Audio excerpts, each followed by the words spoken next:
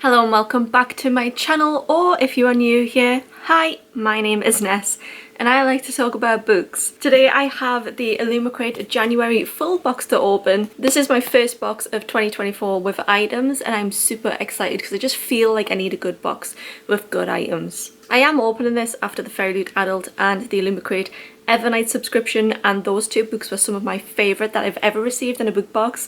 I have unboxings for those on my channel as well if you're interested. And I kind of feel like this one might be disappointing because the other two books have set such a high standard, like a new level of customization and design for book subscriptions. I've heard absolutely nothing about the Fairyloot Young Adult subscription.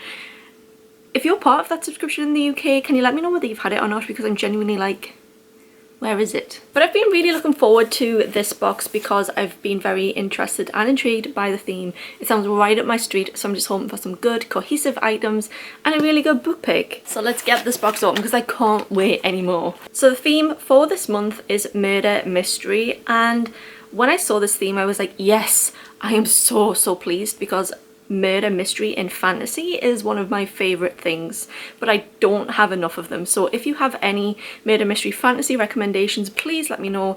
I love crime, I love fantasy, and I love it even more when they're merged together. I'm not gonna look in the spoiler card. I like to try and guess the fandoms and the items as I go along. If you're new, I'm short-sighted, I can't see in the viewfinder. So we'll just go with whatever this...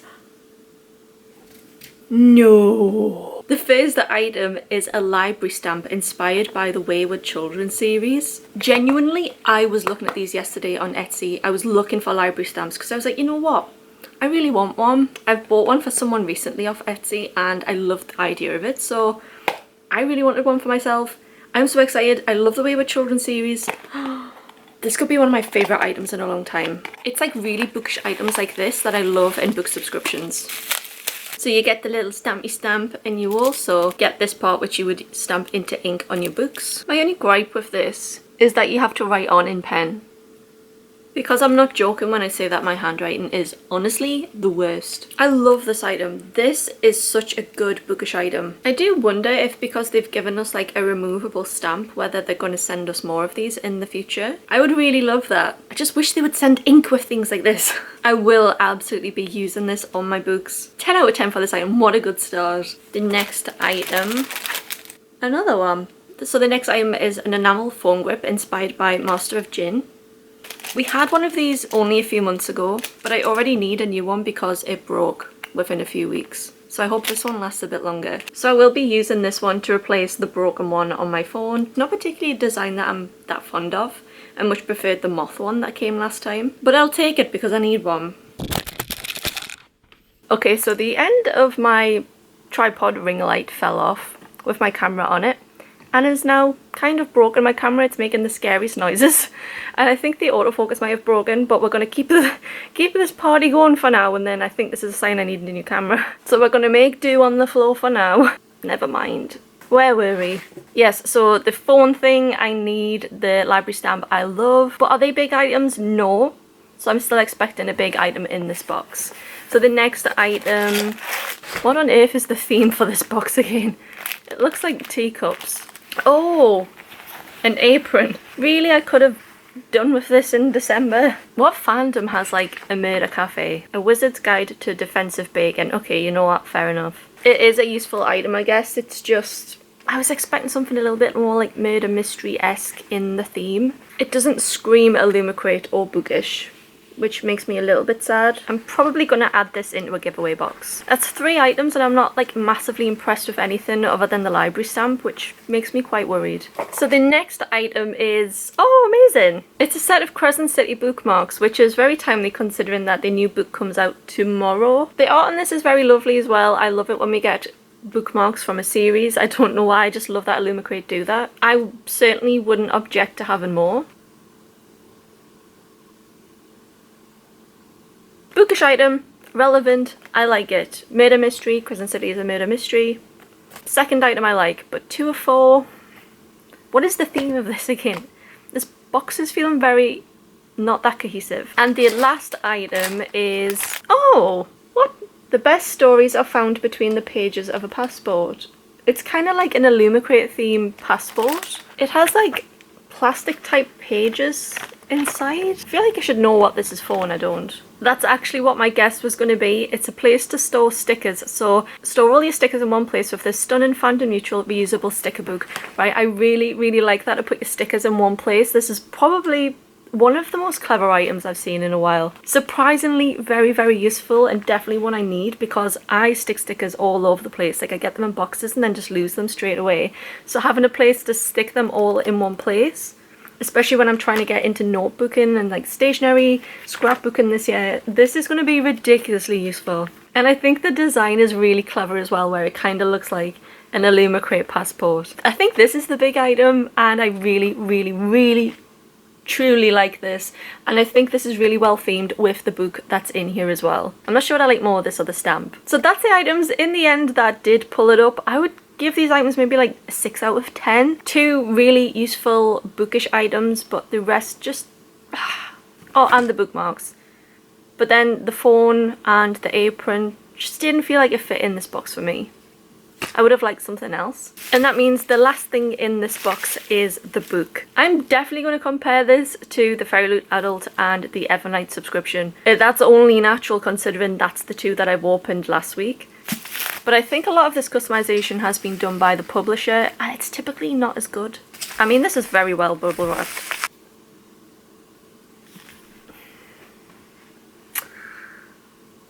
I'm not impressed. The foiling actually looks holographic on camera, but in person, it just looks silver. I'm very confused. So this looks like a colour change from a blue to a teal. If you've seen the other 2 books I'm comparing it to, you'll know why I'm like, that's what we've got in terms of stenciled edges. It's just very not like the others. But I'm gonna keep going.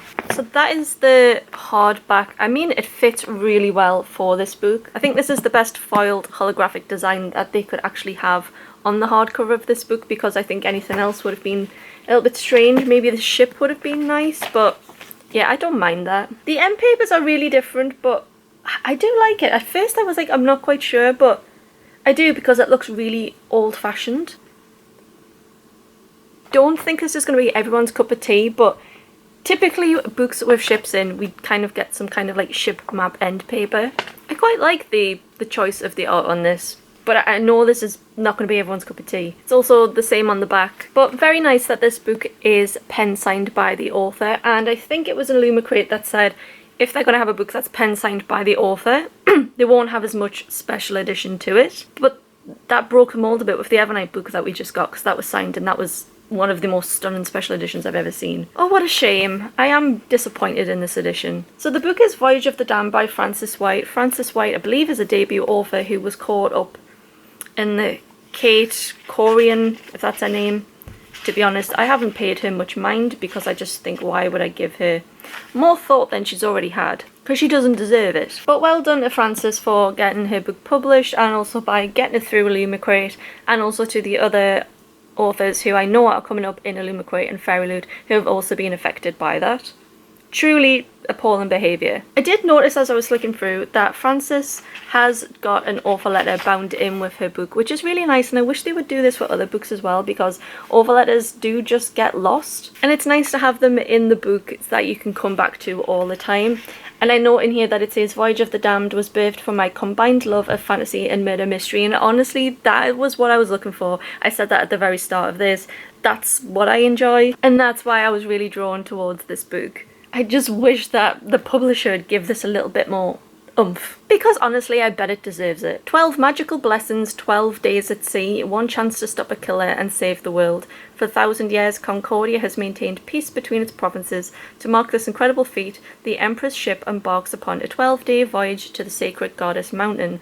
Aboard are the heirs of the 12 provinces, each graced with a unique and special magical ability known as a blessing. Except one. When a beloved heir is murdered, everyone is a suspect, stuck at sea and surrounded by powerful people without a blessing to protect him, who is our main character, I guess. Odds of survival are slim, but as the bodies pile high, The main character must become the hero he was not born to be. Can he unmask the killer and their blessing before this bloody crusade reaches the shores of Concordia? I think the premise sounds really interesting as someone who loves a blend of fantasy and crime and whodunit. So although I'm a bit disappointed in the overall look of this book, purely because I'm comparing it to what I've just received, I am really excited to read this and I will be keeping this on my shelves. I must say, this is starting to grow on me a little bit because of how cohesive it is with the fish. But when I was thinking about the books that we've had in January so far, the amount of hours upon hours and days and weeks that must have been spent on the art for those special editions, this kind of feels like the publishers just copied and pasted,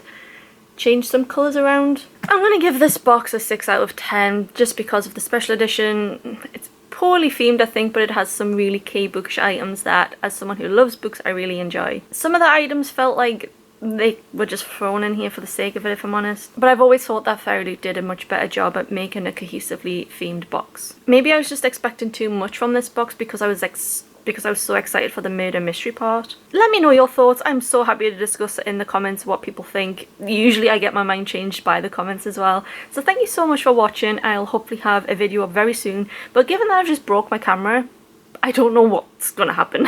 Hope everyone is well. Bye guys.